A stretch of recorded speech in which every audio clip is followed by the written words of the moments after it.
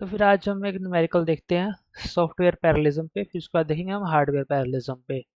ठीक है। तो यहाँ पर हमारे पास क्या है कि 4 लोड्स हैं और 4 ही अर्थमेटिक्स हैं। ठीक है।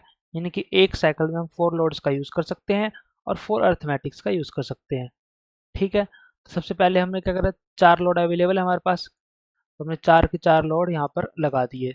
हम अर्थमेटिक लगा नहीं सकते क्योंकि वो लोड पे ही तो होगा, तो डाटा डाटा डिपेंडेंसी होगी यहाँ पे। तो सबसे पहले हमने साइकिल 1 के अंदर हमने क्या करा, चारों लोड को लगाया, L1 L2 L3 L4। ठीक है। अब क्या है यहाँ पर, L1 और L2 का मल्टीप्लिकेशन हुआ है तो x आएगा। तो L1 और L2 का हमने क्या करा दिया, मल्टीप्लिकेशन करा दिया, तो क्या आ गया हमारे पास यहाँ पे, x आ गया। फिर दूसरा क्या है, L3 और L4 का मल्टीप्लिकेशन कराया तो y आएगा। तो L3 और L4 इनका क्या करा दिया हमने, मल्टीप्लिकेशन करा दिया, तो हमारे पास क्या आ गया, y आ गया। क्या आ गया, y आ गया। ठीक है। तो अब x था, यहाँ पे क्या हुआ, इंटर प्रोसेस कम्युनिकेशन हुआ, तो x यहाँ पे क्या हुआ, x आ गया। यहाँ पे इंटर प्रोसेस कम्युनिकेशन हुआ तो यहाँ पे क्या आया, y आ गया। x यहाँ पे ऑलरेडी था तो x और y का ऐड कर दिया, तो क्या आ गया, a आ गया। ये था x प्लस वाई क्या देगा, a देगा, और x माइनस वाई क्या देगा, b देगा। तो यहाँ से x माइनस वाई से क्या आ जाएगा, b आ जाएगा। तो हमारा यहाँ पर क्या लगा, 3 साइकिल लगे, क्या लगे, 3 साइकिल लगे। ठीक है। यहाँ पर हम हार्डवेयर को कंसीडर नहीं कर रहे हैं, हम मान रहे हैं कि हमारे पास 4 लोड है और 4 अरिथमेटिक है। ठीक है। तो उसके लिए हमें 3 साइकिल लगे, 3 साइकिल, और इंस्ट्रक्शन कितने थे हमारे पास, 8। इंस्ट्रक्शन कितने हैं, 8। तो 8/3 क्या होगा, 8/3 तो 2.67 इंस्ट्रक्शन पर साइकिल। एक साइकिल में 2.67 जो है इंस्ट्रक्शन क्या हो रहे हैं, एक्सिक्यूट हो रहे हैं। ठीक है। यहाँ पर हार्डवेयर का कोई कंस्ट्रेंट नहीं था, सॉफ्टवेयर सॉफ्टवेयर हमें हम देख रहे हैं। अब यहाँ पर हमने क्या किया, हार्डवेयर को कंस्ट्रेंट कर दिया कि हमारे पास एक ही लोड है और एक ही अर्थमेटिक है, ऑपरेशन हम परफॉर्म कर सकते हैं। ठीक है। तो हमने पहली साइकिल में क्या किया, एक लोड को डाला, फिर हमने दूसरी साइकिल में क्या करा, दूसरे लोड को लोड किया। ठीक है। फिर अब हमारे पास दोनों लोड हैं, तो यानी कि हम S5 इंस्ट्रक्शन को परफॉर्म कर सकते हैं। S5 में क्या है, L1 इंटू में L2 क्या आ जाएगा, x। तो हमने क्या करा, L1 और L2 को क्या करा, हमने मल्टीप्लाई कर दिया, तो क्या आ गया, x आ गया। ये एक तो हो गया ये अर्थमेटिक ऑपरेशन। दूसरा हमें इसी साइकिल के अंदर हमने लोड भी कर दिया L3 को। ठीक है। क्योंकि एक लोड और एक अर्थमेटिक ऑपरेशन हमारे पास अवेलेबल है। साइकिल 4 में हमने क्या किया, L4 को लोड कर दिया। ठीक है। हम अर्थमेटिक ऑपरेशन यहाँ पे नहीं कर सकते क्योंकि अभी L4 लोड हुआ नहीं है, और L3 और L4 दोनों लोड हो जाएंगे। तो फिफ्थ साइकिल में हमने दोनों का क्या कर दिया, मल्टीप्लिकेशन कर दिया L3 और L4 का, तो उसने क्या दिया हमें, y दिया। तो ये क्या हो गया, साइकिल 5। फिर साइकिल 6 के अंदर क्या होगा, y यहाँ से आया और x यहाँ से आएगा। ठीक है। तो x और प्लस y क्या हो जाएगा, a आ जाएगा। ये आ गया हमारा साइकिल 6 में। जो कि हम एक ही अर्थमेटिक ऑपरेशन लगा सकते थे, तो हम यहाँ पर माइनस नहीं कर पाएंगे, माइनस हमें नेक्स्ट में करना पड़ेगा। अगर कुछ लोड करना होता तो हम यहाँ पे लोड कर सकते थे, तो हमने यहाँ पे माइनस करा नेक्स्ट साइकिल में, तो x यहाँ से आ गया हमारा। ठीक है। और y हमारा, y, एक सेकंड ये एरो गलत है, यहाँ पर x आया है, तो ये y हमारा यहाँ से आएगा, तो ये y ऐसे आएगा। ये वाला जो है एरो मिस्टेक है, बाय मिस्टेक आ गया। ठीक है। तो ये आ गया y, और ये था हमारे पास x, तो x माइनस में y इज इक्वल्स टू क्या आ जाएगा, b। तो यहाँ पे कितनी साइकिल लग गई, 7 साइकिल लगी है हमारी, टोटल कितनी लगी, 7। तो 7 साइकिल लगी, तो इंस्ट्रक्शन कितने थे, 8, 8 बाय में 7, तो 1.14 इंस्ट्रक्शन पर साइकिल एक्सिक्यूट होंगे।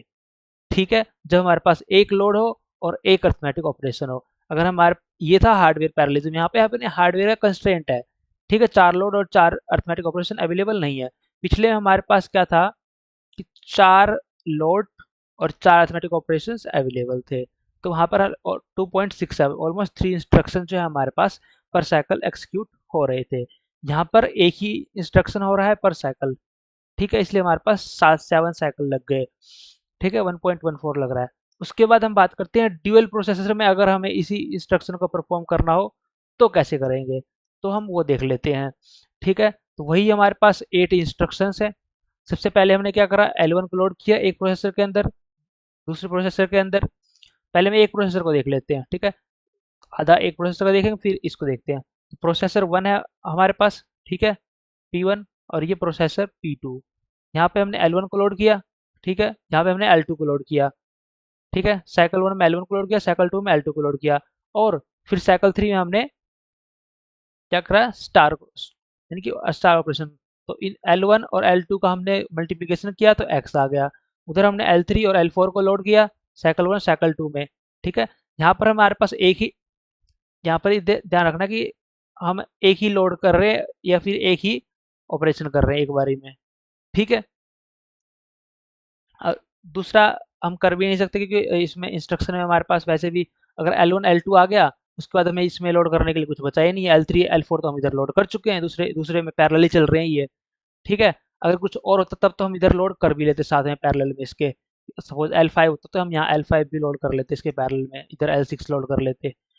तो यहाँ से L3 और L4 से हमारे पास क्या आ गया, Y आ गया, ठीक है, और यहाँ से हमारे पास X आ गया, ठीक है। ये इंटर प्रोसेस कम्युनिकेशन होगा, IPC, इंटर प्रोसेस कम्युनिकेशन। तो यहाँ पे X आ जाएगा, मतलब X Y आ जाएगा इधर से, और इधर से X चला जाएगा। तो X प्लस वाई तो A दे देगा और X माइनस वाई हमें B दे देगा, जो कि ये S7 इंस्ट्रक्शन है और S8 इंस्ट्रक्शन है, ठीक है। तो ये ये था हमारा ड्यूअल प्रोसेसर एग्जीक्यूशन होता है प्रोग्राम। अब ये हमने क्या करा कि डायरेक्ट इंटर प्रोसेस कम्युनिकेशन करा लिया। जो एक्चुअल कंप्यूटर में दिखता है ना वो इस टाइप से दिखेगा, ठीक है। यहाँ पर क्या होगा कि जब भी हम ले जा रहे होंगे तो किसी न किसी लोड के अंदर हमने इसको स्टोर किया है, ठीक है। इसके अलावा जो इसमें हमने कितने साइकिल हो गए यहाँ पर, 4 साइकिल्स हैं। कितने साइकिल हैं, 4, 1 2 3 एंड 4, ठीक है। 4 साइकिल्स हो गए और 8 इंस्ट्रक्शन है, तो 8 बाई 4 इज इक्वल टू कितना हो जाएगा, 2। तो 2 साइकिल्स पर इंस्ट्रक्शन, ये मैंने यहाँ पे भी लिख रखा है इसको, ठीक है। 2 साइकिल्स पर इंस्ट्रक्शन होगा। अब हमने क्या करा, देख इसी को ड्यूअल प्रोसेसर को हम देखेंगे कि एक्चुअल कंप्यूटर में कैसे होता है, वो किस तरह से वर्क करता है।